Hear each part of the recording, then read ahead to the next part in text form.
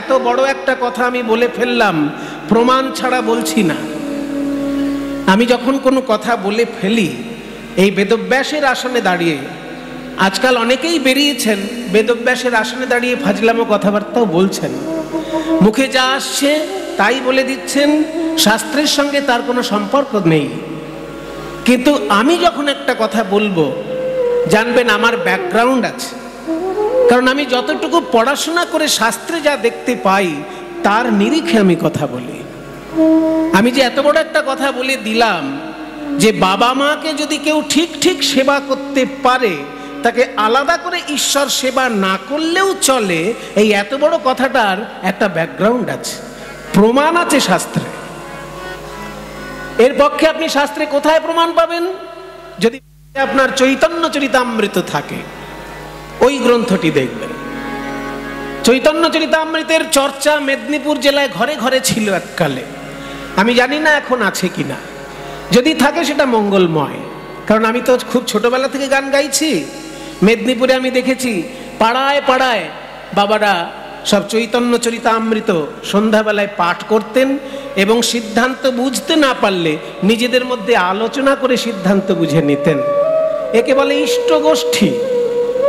আমার মাথায় ধরুন একটা জিনিস ঢুকছে না, আপনার মাথায় ঢুকে গেছে, আপনি বুঝে গিয়েছেন একটা শ্লোকের মানে, কিন্তু আমি বুঝতে পারিনি। তখন আমি আপনার সঙ্গে আলোচনা করে জানবো। এটার নাম হচ্ছে ইষ্ট গোষ্ঠী। এটা মেদিনীপুরের ঘরে ঘরে ছিল, এখনো আছে কিনা জানি না, কিন্তু যদি থাকে সেটা খুবই মঙ্গলজনক। আমাদের দেশে মোবাইল চালু হয়ে যাবার ফলে অনেক জিনিস আমরা হারিয়ে ফেলছি। যেমন আগেকার দিনে পাড়ায় পাড়ায় মায়েরা রামায়ণ মহাভারত পাঠ করতেন, এখন কেউ কোনো মায়েরা কোথাও করছে কিনা আমার দেখা নেই। যদি কোথাও করে সেটা ভালো। তেমনি আগেকার দিনে পাড়ায় পাড়ায়, এই মেদিনীপুর জেলায় বিশেষ করে, আমি অন্য জেলার কথা বলছি না, কারণ আমি তো অনেক জেলায় কীর্তন করেছি। মেদিনীপুর জেলার যে চরিত্রটা আমার চোখের সামনে ছোটবেলায় ছবির মতন ভেসে আছে, সেটা কিন্তু আমি কোনোদিন ভুলবো না। আমি দেখেছি যে পাড়ায় পাড়ায় বাবারা, যেখানে আপনাদের মেদিনীপুরে এক এক জায়গায় আছে না, সেই বাড়ির মধ্যেই একটা বেশ বড় বেদি করে তুলসী মঞ্চ করে সুন্দর করে সাজানো তুলসী মঞ্চ।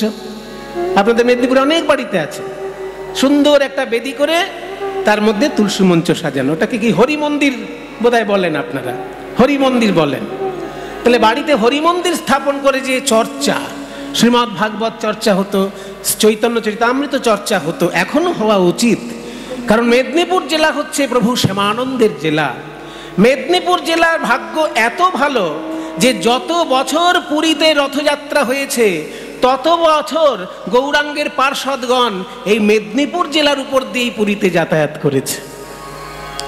যদি পুরী কেউ যেতে চায়, মেদিনীপুর ছাড়া উপায় নেই তো। সমুদ্রপথে কেউ কি পুরী যাবে?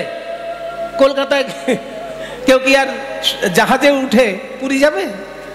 কেউ আজকাল জাহাজে বা নৌকায় পুরী যাবে না, হয় ট্রেনে যাবে, নয় বাসে যাবে, নয় নিজের গাড়িতে যাবে। আর যেতে গেলেই মেদিনীপুর ছাড়া কোনো উপায় নেই। গোটা বাংলার মানুষ যদি পুরীধামে জগন্নাথকে প্রণাম করতে যায়, তাহলে মেদিনীপুরের উপর দিয়েই যেতে হবে। তাই চৈতন্য মহাপ্রভুর যত ভক্ত, যত পার্ষদ 500 বছর ধরে তাদের এই যে লীলাভূমি, তাদের যাতায়াতের মধ্যে কতবার যে মেদিনীপুরে তাদের পদধূলি মিশে আছে, এ বলে শেষ করা যাবে না। তাই ঘরে ঘরে চৈতন্য চরিতামৃত চর্চা এককালে ছিল মেদিনীপুরে, আমি দেখেছি। এখনো যদি আপনারা সেটা ধরে রাখতে পারেন, তাহলে বাহবা দেবার মতন ভাষা খুঁজে পাবো না।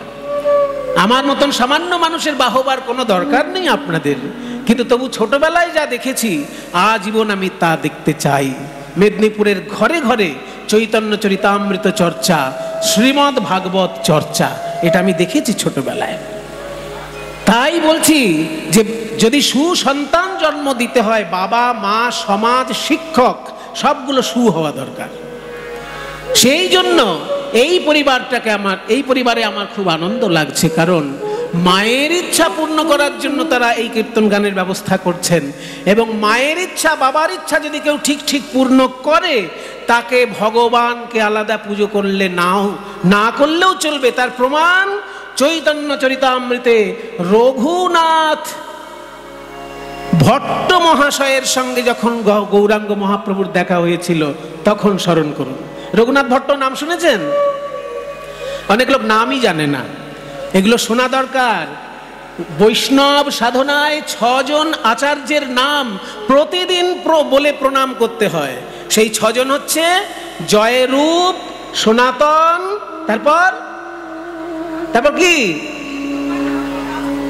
জয়রূপ, সনাতন, তারপর কি? এই ভট্ট রঘুনাথের কথাই বলছি আমি।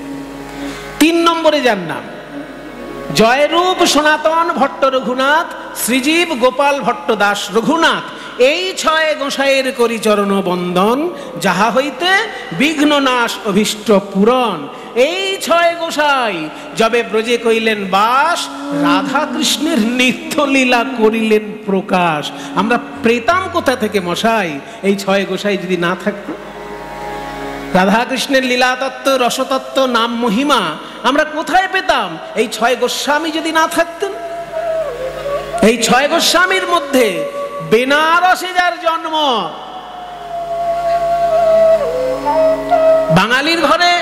বাঙালির ঘরেই, কিন্তু বেনারসের বাঙালি। বেনারসের বাঙালি আর মানে পূর্ববঙ্গ পশ্চিমবঙ্গের বাঙালির পার্থক্য কোথায়? পার্থক্য হচ্ছে যে এখানে পড়াশোনাটা তখন খুব গভীরভাবে ছিল না। তখন পড়াশোনাটা সব থেকে বেশি ভালো হতো বিহারে। এখন তো বিহারের শিক্ষাগত মান অনেকটাই কমে গেছে আগের থেকে, কিন্তু চৈতন্য মহাপ্রভু এবং তার পূর্বপুরুষগণ যখন পড়াশোনা করেছেন তখন বিহার থেকে ডিগ্রি আনতে হতো। এবং বিহারে সেই জায়গাটির নাম হচ্ছে মিথিলা। মিথিলা ছিল পড়াশোনার কেন্দ্র, আর বেনারস ছিল পড়াশোনার কেন্দ্র। সেই যুগে যখন চৈতন্য মহাপ্রভু পূর্ববঙ্গে যান, সেই সময় রঘুনাথ ভট্টের বাবা তপন মিশ্রের সঙ্গে তার দেখা হয়। তপন মিশ্র গৌরাঙ্গ মহাপ্রভুকে দেখে অবাক হয়ে যান, বলেছিলেন যে স্বপ্নে আমি যাকে দেখেছি আজকে চোখের সামনে তাকে দেখতে পেলাম। এই তপন মিশ্র এমন ভাগ্যবান যে গৌরাঙ্গকে সরাসরি দেখার আগে স্বপ্নে তাকে দেখে নিয়েছে।